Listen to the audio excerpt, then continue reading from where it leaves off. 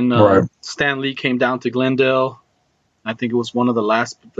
And I remember T-Bone was like really concerned, like, Stan Lee's up in age. If I don't get this picture now, chances are I'm not going to get it. And I went to the website, tried to book an appointment, made some phone calls, and was totally rejected by some asshole. He was just doing his job, I guess. I mean, Right. shit You gets can't booked. fault him. I can't fault him. I mean, yeah, sure. I'm like, you asshole. I'm like, Right. Not like, you son of a bitch. yeah. Look The at. bottom line is, I couldn't deliver that for my little one, and I told him, well, maybe there'll be other times, And well, apparently, sadly, it didn't happen. But what I'm saying But is, the brilliance of Stan Lee is that just because you didn't, the one common thing I note I'm getting from everybody that I talk to about this is like all of us felt like we knew him. yeah, even though, I mean, like, obviously, fucking Kevin Smith, and I say this with the utmost respect because Kevin Smith is one of the podcasters, filmmakers, and that we have a shitload of respect for in this fucking podcast. I mean, he got privileged to work with the man and actually friend the man. Not many of us can say, hey, I was friends with Stan Lee, Many people took photo ops and shit, but he had the opportunity to do that, so I was listening to his stuff, and, well, it's, he had the inside, inside track, because he Right. knew the man. But for most of us that we were on the outside, it's just amazing how much influence he had. I mean, that charisma, that it's okay. It's like he knew what the lost generation needed. You know what I mean? Like he knew what we needed. He knew what would get us through. Fucking run for president? God damn Just it! like he would have unified everyone. Motherfucker. Yeah, he would have.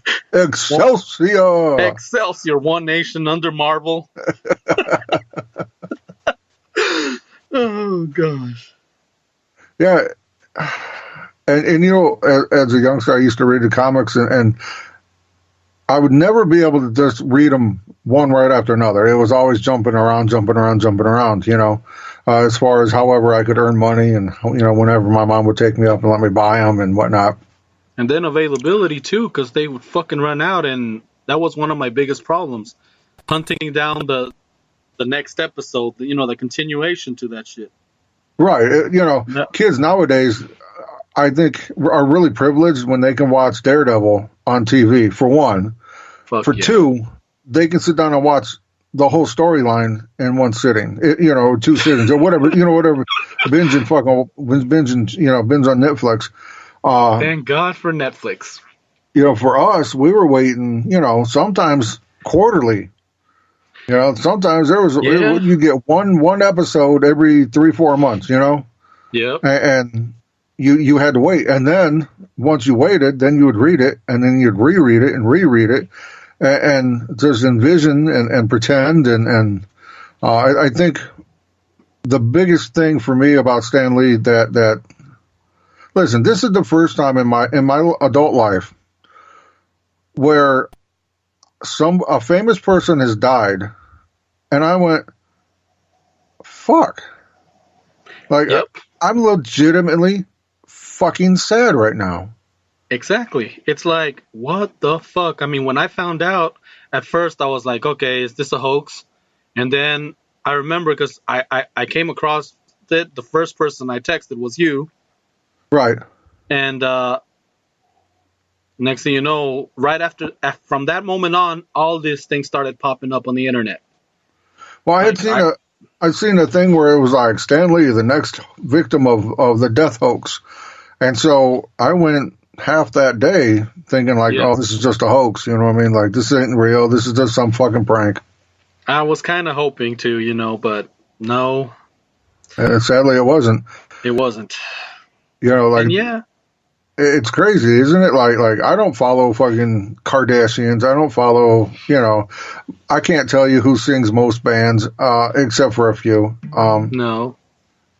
But I knew who Stan Lee was. Yep. I knew his face. I knew that smile. Pretty much. And I was listening to a lot of clips, videos, and I'm like, that's where he always talks about how it doesn't matter your background, your religion, your race, your whatever. Right. He goes, that's what I said. He made it a point that, it was okay to be different. It was okay to be you. Right. And it's one of the reasons why Stan was the man. He was.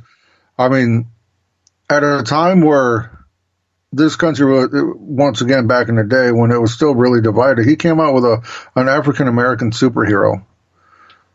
You know what I mean? Like he wanted every Black Panther. He came out in the 60s. He came out with that. You know what I mean? Like nobody was doing that. Nobody. Well, I mean, if you think about it now, how with the mutants, and the Mutant Registration Act and all that, I mean, that kind of relates to a lot of the anti-immigration things, Right. I guess it's kind of like back in the old days, I guess, with kings and whatever, how the storytellers used to make fairy tales. Right. To tell the morals or the morals. Yeah, I guess it was modern day storytellers. It was just crazy, and to think that he had such an influence on this genre within a 10, 12-year span. Yeah, but just think about it. Just about every freaking hero has been featured in, I mean, the Hulk, Iron Man, Thor, everyone, Spider-Man. Yep, all the X-Men, Fantastic Four, the X-Men, the Fantastic Four, Doctor Strange. You know what I mean? Doctor Strange, yes. We can keep going, on and on and on and on. You got Colossus and Jubilee and and I mean, Lucky I and think, Daredevil and it's not gonna stop now. I mean, obviously the Mouse acquired that, and they're going to continue telling stories. Some of us older guys may not like the direction the stories take, but the important thing is that hopefully they'll continue following the moral. I don't know if it's even a moral code or whatever it is, but that man, I don't know, the way he set those things up. I don't know. It was that's what made it so cool. I mean, everybody from all races, all backgrounds. I mean, they all felt like they belonged to this. You go to a fucking Comic-Con, you see people from all kinds. Yeah, you see fucking accountants, you see SWAT police officers, you see military guys. You know what I mean? Like, yeah, you see black, the butcher, white, yellow.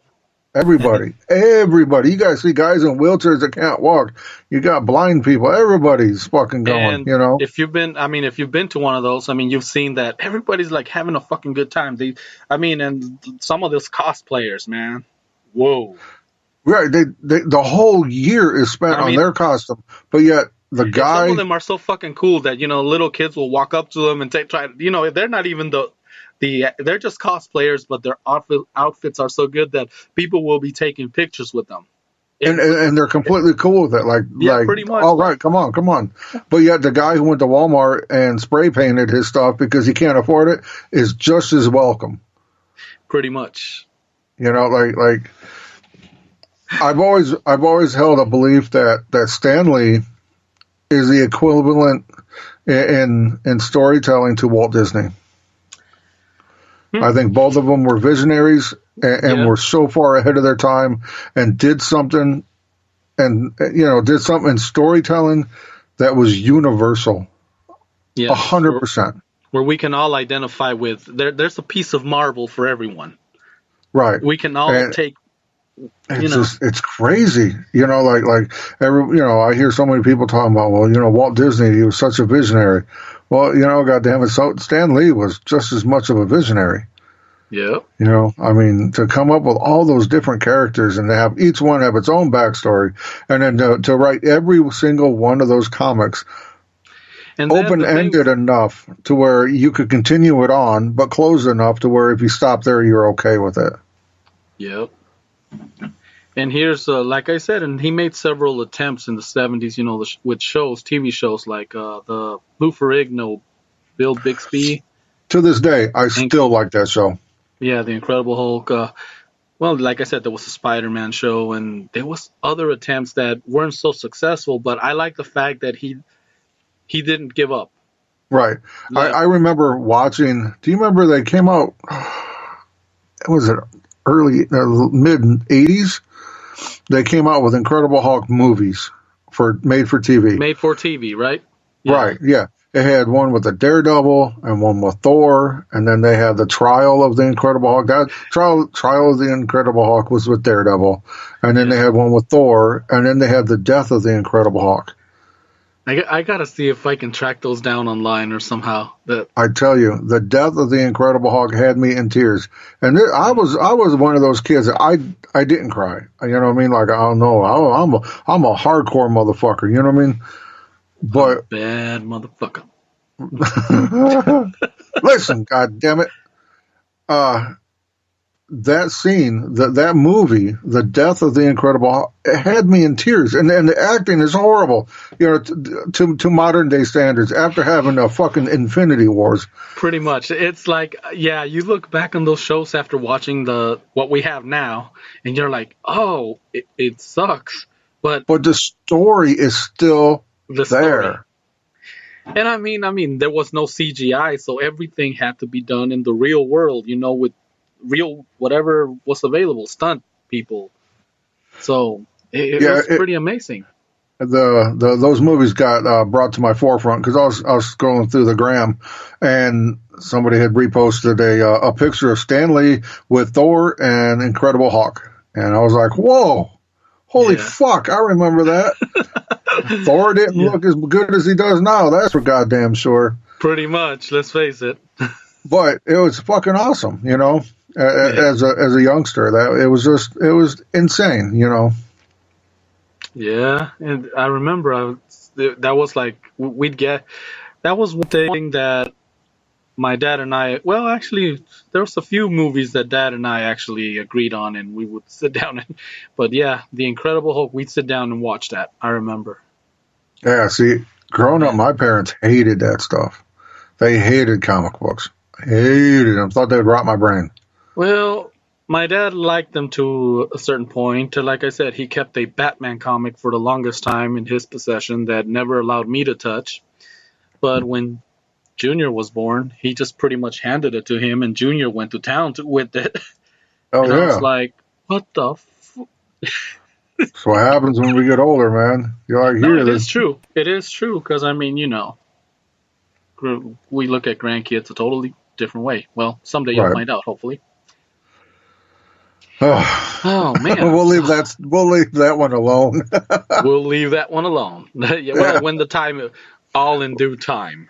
Hey, if God wants me to have grandkids, and I welcome the thought, and I relish it. But as of right now, it's not in the cards. Yeah, all in due time. No rush. Nope. I wasn't in a rush, but apparently my oldest was. So. Hey. And I can't picture a day of my life without any of them. So. All I'm saying is, but yeah, back to this. I mean, let's face it. Even the little ones' generations. I mean, have been influenced by Stan Lee. Yeah, think about how awesome of a generation do they get? Like, how awesome is it right now? Where, like, they're growing up with the goddamn Avengers. Pretty much.